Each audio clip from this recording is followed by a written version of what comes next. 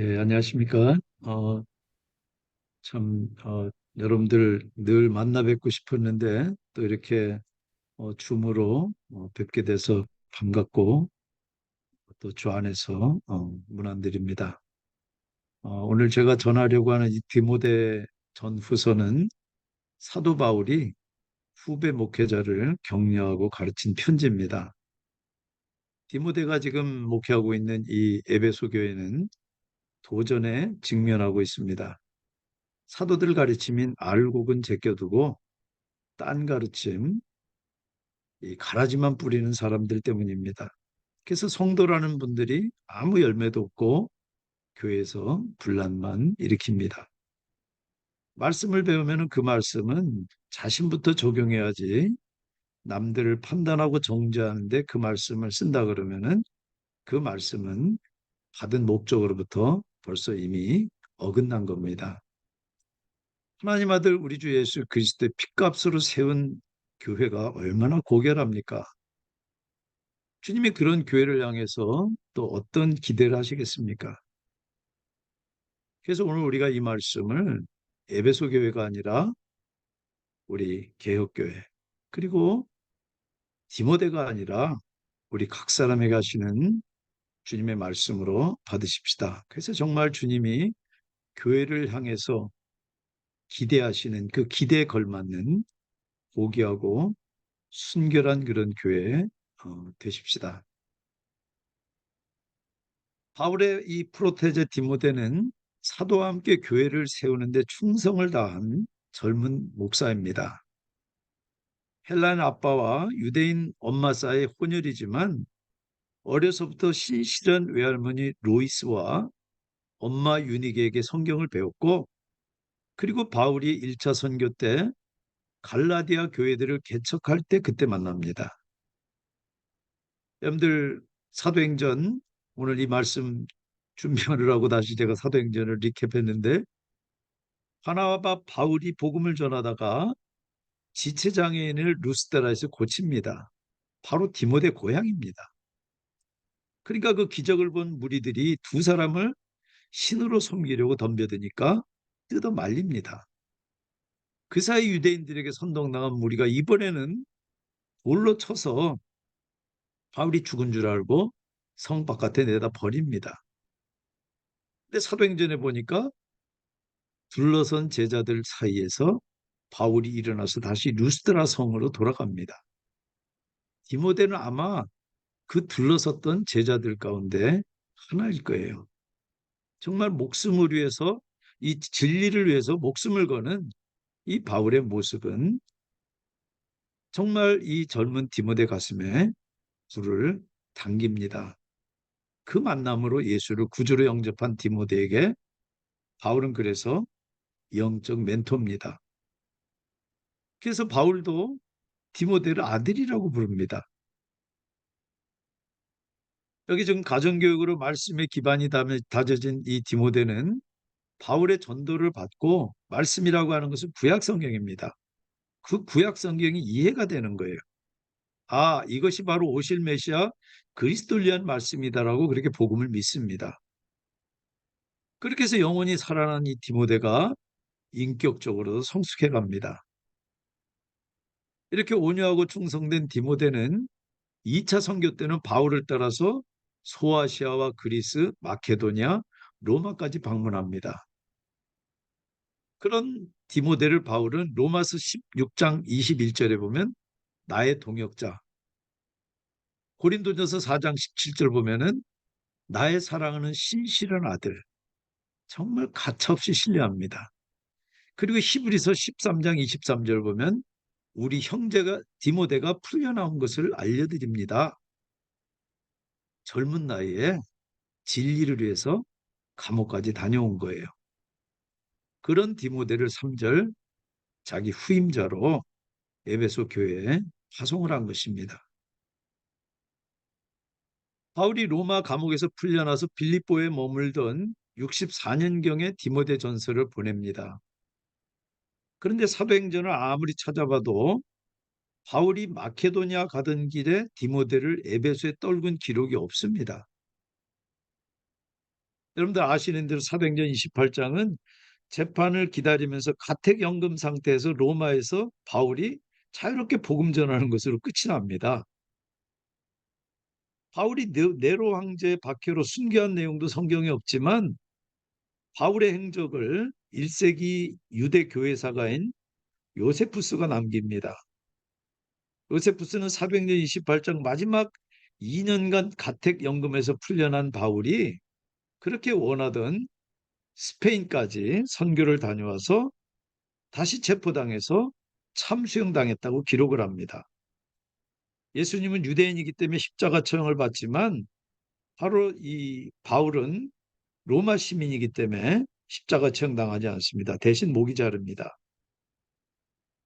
그래서 이 요세푸스 기록을 토대로 해서 3절을 재구성해 보면은 스페인에 가기 전이나 후에 마케도니아로 갈 때, 에베소는 지금의 터키 지방입니다. 에게해를 건너가지고 그리스 북쪽이 마케도니아인데 그 마케도니아를 거쳐가지고 스페인까지 갈 때 바울이 디모데를 그 에베소에 파송한 겁니다. 그런데 에베소가 어떤 교회입니까? 바울이 정말 심혈을 다해서 개척하고 키운 교회예요. 근데 그 교회를 지금 디모데에게 맡기는 겁니다. 우리가 디모데에서 보면은 디모데의 인간적인 약점도 잘 드러납니다. 소심하고 내성적인 성격에다가 병약하기까지 합니다. 그리고 4장 12절 보면은 그대가 젊다고 해서 그대를 업신여기지 못하게 하십시오. 나이까지 젊어서 정말 거친 세상에서 목회하기는 벅찬 모습입니다.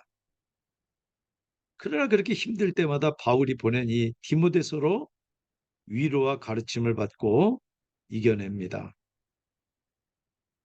저도 목회가 벅차고 언제나 리더십이 부족하다고 느낍니다. 디모데보다 훌쩍 늙은 노인이지만 목회는 아마 은퇴할 때까지 힘들 것 같아요. 그러나 오늘 사도의 격려와 가르침으로 새 힘과 능력을 공급받고 그래서 이겨내기를 사모하면서 저도 여러분과 이 말씀을 나눕니다. 특별히 목회자로 참 힘든 게 관계가 이 개인적인 관계들이 이렇게 빌드업되면은 목사님이 자기를 좀 알아서 설교를 그런 의도를 가지고 하지 않는데도 불구하고 목사님이 자기를 쳤다고 그렇게 받아들이는 분들이 있습니다. 할렐루야, 그거는 정말 설교를 잘한 겁니다. 그렇게 해서 도전을 받아서 변화받고 하라고 하나님 말씀 듣는 건데 그렇게 해 가지고 목사님이 자기를 설교로 쳤다 그러면은 그거같이 힘든 게 없습니다. 저는 그렇게 간이 크질 않습니다. 그래서 그렇게 하지도 못할 뿐만 아니라 여러분도 혹시 그렇게 우리 최종욱 목사님이 말씀 증거하시는데 꼭 여러분들을 겨냥해서 하시는 말씀 같으면은 목사님이 여러분을 지정해서 하는 것이 아니라 성령 하나님께서 하나님 말씀으로 여러분들 불편하게 하시는 거예요. 그걸 오히려 은혜로 하시기 바랍니다. 바울은 에베소를 사도행전 18장 19절에 보면 2차 선교 때 처음 방문합니다. 그리고 사람들이 붙드니까 나중에 또 하나님이 허락하시면 오겠습니다. 그러고 떠납니다. 그때 19장에 3차 선교 때는 거의 3년 가까이 머물면서 거기서 바로 두란노 서원을 세우고 하나님 말씀을 가르칩니다. 그래서 소아시아 지금의 터키에 이 여러분들 그 이 요한계시록에 나오는 7교회가 다 소아시아에 있는 그 교회들인데 그때 다 세워집니다. 그러니까 얼마나 에베소 교회가 사도 바울에게는 중요한 교회겠어요. 그리고 에베소는 로마와 고린도, 안디옥, 알렉산드리아와 함께 로마의 5대 도시 중에 하나입니다. 전략적으로 중요한 도시, 자기가 정말 심혈을 기울인 도시, 그렇게 세운 교회. 그래서 소아시아의 정치, 경제, 종교의 중심지이기 때문에 거기 아데미 신전도 있어요. 바울이 디모데를 에베소에 왜 보냅니까? 3절에 바른 교리, 4절에 신하와 끝없는 족보, 6절에 쓸데없는 변론을 막기 위해서예요. 모두 다 딴 가르침입니다. 대신에 깨끗한 마음과 선한 양심과 거짓 없는 믿음에서 우러나오는 사랑을 불러일으키기 위해서 디모데를 보낸 거예요. 여러분들 이 헬라 본문에 보시면 여기 바른 가르침은 호라고 하는 정관사와 함께 나옵니다. 이미 표준 교리 체계가 있고 모든 가르침은 그 교리를 따라야 하기 때문에 그래요. 그리고 그 교리는 전부 다 그리스도와 사도들의 가르침으로부터 나옵니다. 바울은 세 종류의 교사를 이야기합니다. 첫 번째, 3절부터 11절까지 율법을 오용하고 있는 거짓 교사. 두 번째, 12절부터 10절까지는 전에는 그리스도를 핍박했지만 이제는 그분의 사도로 복음을 전하는 교사된 바울 자신. 세 번째는 18절부터 20절까지 디모데. 이렇게 세 종류의 교사를 이야기하면서 진리로 선한 싸움을 싸울 것을 권합니다. 그럼 누가 거짓 교사입니까? 근데 이 에베소 교회는 골로새 교회를 공격했던 같은 이단의 공격을 받고 있습니다. 골로새서나 지금 이 고린도전후서 그리고 에베소 말씀들을 종합해 보면은 이런 내용들일 거예요. 비밀스러운 지식은 따로 있고 천사를 숭배하지만 구원받는 데 도움이 된다. 이런 가르침입니다. 그 가르침은 오늘 바울의 표현대로 하면은 구약 성경과 족보를 섞어서 만든 신화인데 신학적으로는 그런 사람들을 노스티시즘, 영주주의라고 이야기합니다. 비밀스러운 지식을 깨달아야지만 구원을 얻는다고 하는 이 영지주의는 영혼은 순결한 반면에 육체는 부정하다고 하는 이원론입니다. 그래서 순결한 영혼이 부정한 육체로부터 벗어나는 것을 구원이라고 그렇게 믿어요. 그러면 어떤 결론에 도달하냐면은 예수님은 성육신이 되면 안 돼요. 예수님이 부활해도 육체로 부활하면 안 돼요. 그래서 성육신도 부인하고 예수님의 육체 부활도 부인합니다. 그런데 한국 교회도 그런 흔적들 많잖아요. 믿음 좋다는 그 노 권사님들 뭐라고 이야기합니까? 아이고 이 썩어질 육신 그러잖아요. 썩어질 육신이 아닙니다. 부활할 육신이에요. 예수 그리스도께서 입으신 거룩한 몸으로 우리들이 온전하게 살아날 그런 몸입니다. 여러분 호기심과 지적 허영을 채울 목적으로 진리를 대하면은 반드시 새길로 빠집니다. 저는 꼭 그런 이단만 딴 가르침이라고 생각하지 않습니다. 지금 현대교회에 아주 퍼져 있는 기복신앙과 신비주의도 복음의 핵심인 예수 그리스도와 구원 역사는 뒷전이고 불필요한 논쟁을 일으킨다는 점에서는 딴 가르침이라고 봅니다. 바울은 오늘 본문을 잘 보시면은 계속해서 복음의 핵심 알곡과 그릇된 가르침, 가라지를 계속 대비시키고 있습니다. 그런 거짓 교사들에 맞서는 그룹이 오늘 본문에 둘이 있습니다. 첫째, 바울이 있고 두 번째, 디모데와 디모데가 세울 교회 지도자들이 있습니다. 여러분들 이 두 그룹 사이는요, 똑같은 교사지만 명백한 차이가 있습니다.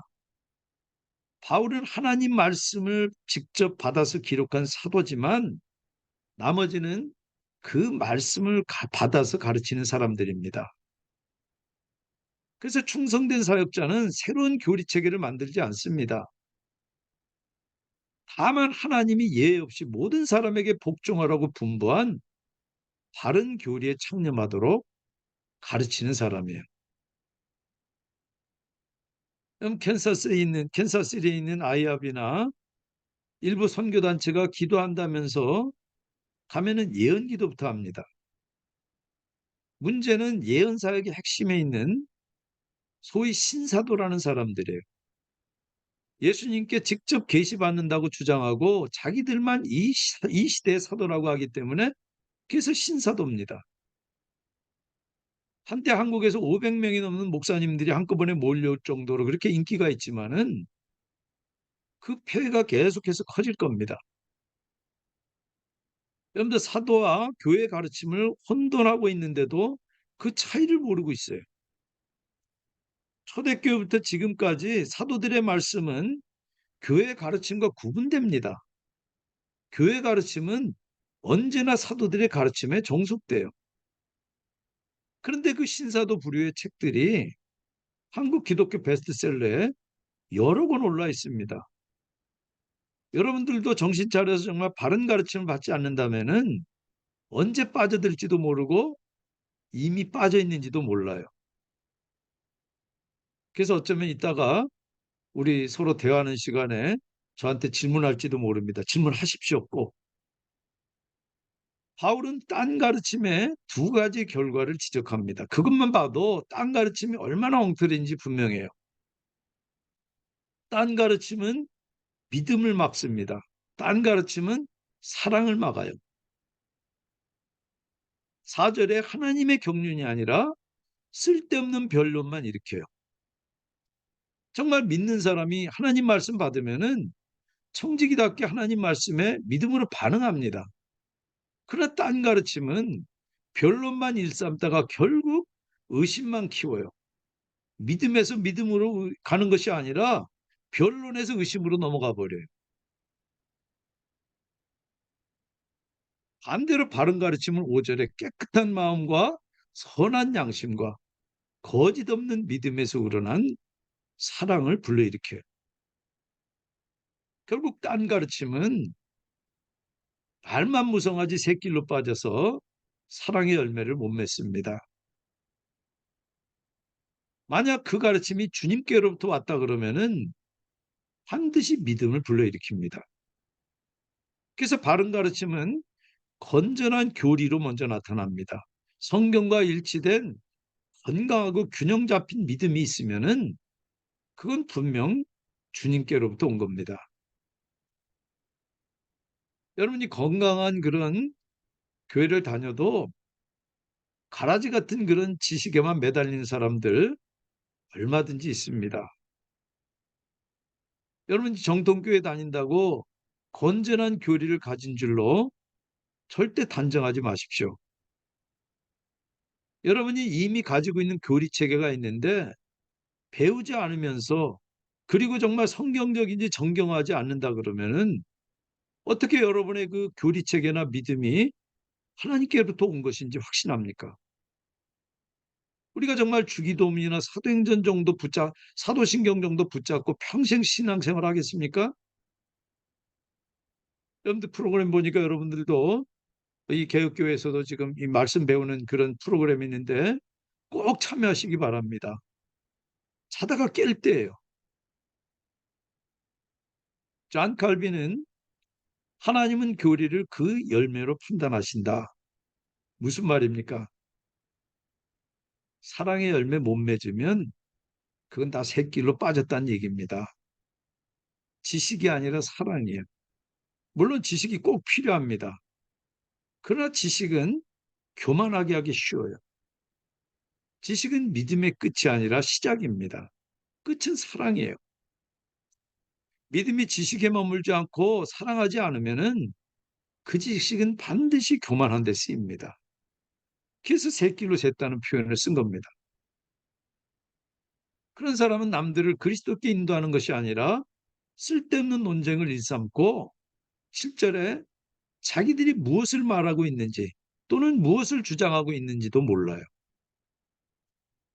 정말 지식을 자랑해도 배운 지식을 자신에게 적용하지 않고 남을 비판하는 데 쓴다 그러면은 그리고 그 지식을 우리 교회에 적용하지 않고 다른 교회 비판하는데 그래서 우리들은 거기서 벗어난 사람인처럼 그렇게 우리가 받아들인다 그러면은 우린 이미 새길로 빠진 겁니다. 분별과 비판이 다가 아니에요. 여러분들 기독교 신앙은 뭐가 맞고 틀리고 문제가 아닙니다. 진리를 안다는 말은 진리를 산다는 말이고 사랑을 안다는 말은 사랑하는 겁니다. 프락시스라는 단어를 그래서 쓰는 거예요. 하나님이 아들을 보내서 내 대신 죽고, 그래서 믿는 내가 구원을 받았는데 그 구원이 뭡니까? 죽은 영혼이 꼬리 달고 올라가는 겁니까? 영지주의자들이 믿는 것처럼? 결국 의와 진리와 거룩 아닙니까? 구원받은 사람들에게는 바로 그 능력이 있어요. 여러분 과연 사랑하십니까? 겸손하십니까? 자비하십니까? 주님은 바로 그 실질로 우리를 본다는 얘기입니다. 만약 판단과 비판만 한다 그러면은 바로 바울이 지금 이야기하는 것처럼 율법 선생이 되려고 하는 게 아니고 뭡니까? 정말 위선적인 말만 하고 능력 없는 그것이 설교하는 저 자신을 포함해서 늘 우리들의 문제가 아닙니까? 아, 나는 이단에 빠지지 않고 기복신앙도 아닙니다. 아, 그런데 저 사람은 좀 이상해요. 근데 그것도 믿음 아닙니다. 진리를 살고 사랑한다는 말은 주님이 우리 안에서 사는 겁니다. 필리포스 2장 말씀처럼 너희 안에 이 마음을 품으라. 이는 곧 그리스도 예수의 마음이니. 그 마음이 어떤 마음입니까? 하나님이신 분이 하나님이시기를 거절하시고 이 땅에 오셔서 사람들로 사시면서 이 땅에 사실 동안에 한 번도 당신을 위해서 하나님이기를 주장하신 적이 없는, 근데 우리는 끊임없이 하나님도 아닌 것들이 하나님 행세하려고 그러잖아요. 그런데 하나님 나라는 말에 있지 않습니다. 능력에 있습니다. 흔히 진심이고 사심이 없으면은 옳은 줄 아는데 아닙니다.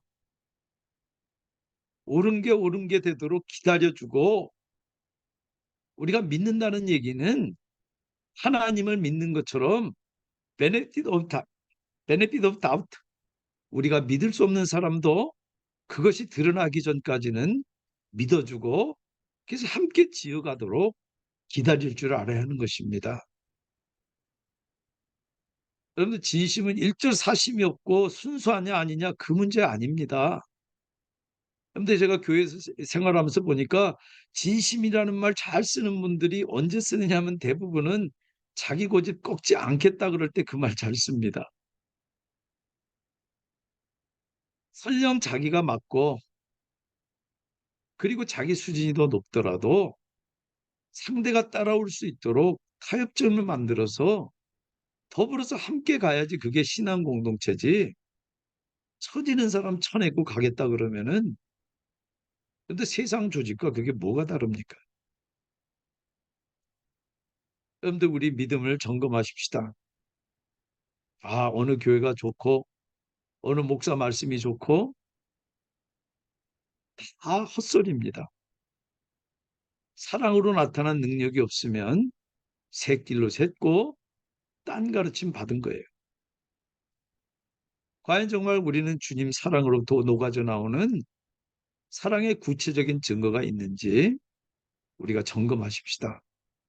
누가 믿음 좋고 누구 믿음은 어떻다 우리가 판단한다 그러면은 이미 딴 가르침 받아서 새길로 샌 겁니다. 그런 말할 필요도 없고, 그럴 틈 있으면 우리가 자신을, 그리고 다른 교회를 우리가 비판할 일이 있으면은 우리 교회를 한번 더 돌아보십시다. 그것이 바울이 디모데에게 자기 전제를 걸고 가르친 멘토링이고 교회다운 교회인지를 점검할 지표입니다. 말씀 맺습니다. 사도는 이 가르침이 바른 가르침인지 딴 가르침인지 판단할 수 있는 평가 기준을 두 가지를 제시했습니다. 하나는 믿음, 주님께로부터 와서 사도들의 가르침과 일치하는가. 두 번째는 사랑, 정말 주님 몸 안에서 연합을 이루는가. 아니면 무책임한 분열을 조장하는가. 믿음은 주님께 받은 것이고 사랑은 교회를 세우는 것을 통해서 드러납니다. 그런데 주님은 교리를 열매로 판단하십니다. 따라서 가르침의 궁극적인 판단 기준은 하나님의 영광을 드러내고 교회 유익을 가지고 오느냐. 딴 가르침을 받았다 그러면 둘 다 못하고 분란만 일으킵니다. 사랑하는 여러분, 어떤 가르침 따르십니까? 부디 주님의 영광을 드러내며 교회 유익을 가져오는 바울의 표현대로 믿음과 진리, 바른 교훈, 가르침, 부탁한 것 굳게 붙듭시다. 그래서 정말 주님의 피값으로 산 이 고귀하고 순결한 교회가 소망 없는 이 시대의 소망의 빛이 되고 사랑 없어 죽어가는 이들에게 사랑의 소금이 되는 그런 우리 개혁교회 그리고 여러분들 되시기를 주님의 이름으로 축원합니다. 참 좋으신 하나님, 우리가 우리 주 예수 그리스도로 말미암는 이 고귀한 복음을 받았는데 주님, 그 고귀한 복음이 우리 삶 가운데 구체적인 열매로 결실 맺어지기를 원합니다. 우리 교회 공동체 가운데 하나님의 어떠하심이 우리들이 피차 서로 사랑하는 것으로 온전히 드러나도록 아버지 하나님 우리들을 주장해 주시옵소서. 감사하며 예수님의 이름으로 기도합니다. 아멘.